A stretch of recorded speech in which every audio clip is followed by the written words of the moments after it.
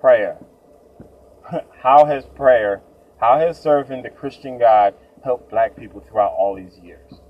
Your argument is that Christianity is worthless and praying to a man in the sky is pointless because it it didn't stop slavery, it didn't free the slaves, and it doesn't stop us from being used and abused by the systems that are in place now. Now, it's funny, the whole man in the sky argument is silly because when you look at ancient Egyptian hieroglyphs, what do you see? You see, not only do you see the man in the sky, you see creatures that look like animals. So you say that we worship a man? Y'all worship, your ancestors that you brag about worship animals. Animals that they lorded over and they exhibited authority over these animals. And they turned around and worshiped those animals. And they put the tops of those animals on humans. And they worship human/animal hybrids. But we're the ones that are ridiculous, right?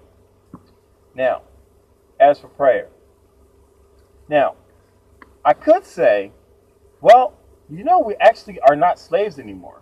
We can actually vote now.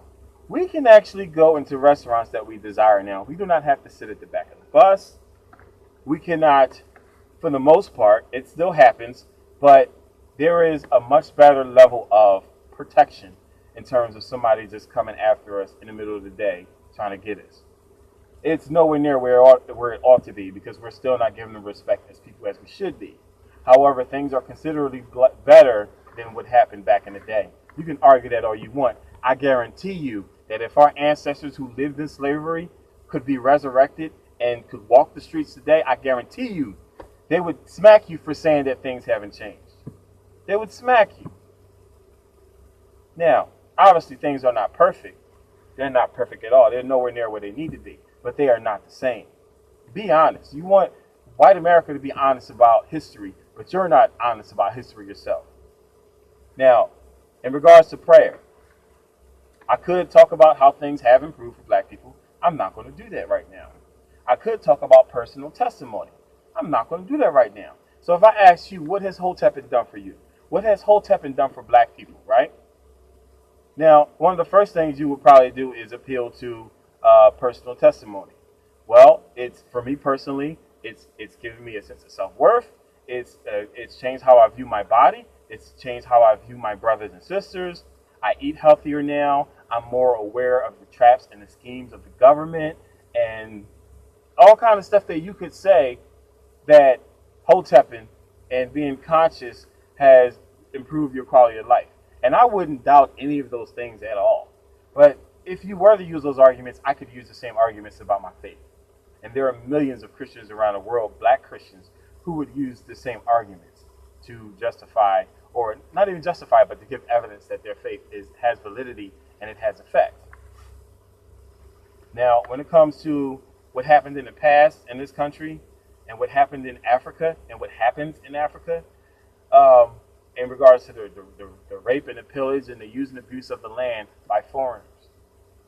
If Christianity was pointless and worthless, and because it did not prevent those things from happening, if Christianity was worthless to the slave because it didn't make the slave free, God didn't come down and stop the slavery, then doesn't that make Hotepin just as worthless? Because you guys who ridicule my belief and call it worthless and say, where is God? Y'all go through the exact same struggle. So if mine is worthless because it doesn't change these things, then it actually does, but I'm not going to get into that. If my faith is worthless because it doesn't change these conditions, then yours is worthless because yours hasn't changed these conditions either. It goes both ways. So, when you think about Africa, right? Y'all say that the original faith of our fathers was not Christianity. I agree. The original faith it wasn't Islam or anything like that. It was something totally different, right? Christianity came on the scene. Islam came on the scene. Who knows whatever else came on the scene, what other kind of nonsense. But the original faith of our fathers, you say you shouldn't be a Christian, you shouldn't be a Muslim, you shouldn't be this or that. You should follow your roots, right? Umar Johnson, David Banner, y'all, they say that kind of stuff, right? Let me ask you this. If those traditions were so valuable and so powerful and so potent, if believing that every black man is God, if believing that every black woman is God, if worshiping your fellow black man, if worshiping your fellow black woman, and I know y'all wouldn't call it worship, but if giving them that honor and saying that God is within us, we are gods, we are kings, we are queens. If that is such a powerful statement, a powerful movement, why didn't it protect Africa from the white man? It's so powerful. Not only did it not protect Africa from the white man, why were the people so quick to abandon those beliefs? They must have been some powerful beliefs, because Christianity just walked right in. Walked right in. And we know what happened after that. The usage and abuse of the land, of the resources of the people. Why was it so easy for these people that have this sense of pride and all of this stuff that y'all think is so great? At what point did it change? Why didn't those beliefs change what happened to them? Could I say that those beliefs were worthless because it did not prevent Africans from being enslaved or used and abused and manipulated? You wouldn't agree with that, would you? But it's the same argument that you use against Christianity and probably Islam too. Not only did the white man come in, the Europeans come in and do what seemed like they do as they please in Africa. The Arabs came in and just took over too. They took over North Africa all the way from India.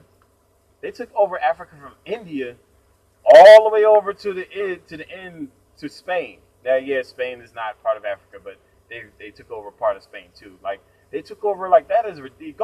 Go look on the map and see how big of an area that is. Where was the Hotepin at? Where was the powerful belief of the Hotepin that would protect the people? Where were your spiritual ancestors who watch over you and who live within you? Where were they to stop slavery? Where were they to prevent? Where are they now to prevent us from being gunned down in the street by police officers who see us as dogs? Huh?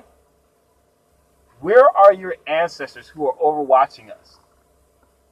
Where are those gods that are half man, half animal? It's like a million of them. Where are those gods at? Where's Akhenaten? Where's Nefertiti? Where's King Tut? Where's Amun-Ra? Where are all of these people that y'all make y'all names Ra this and Nefer this, and y'all do all of this nonsense? Where are those beings at to protect you today? Why haven't they done anything? They must be worthless and useless.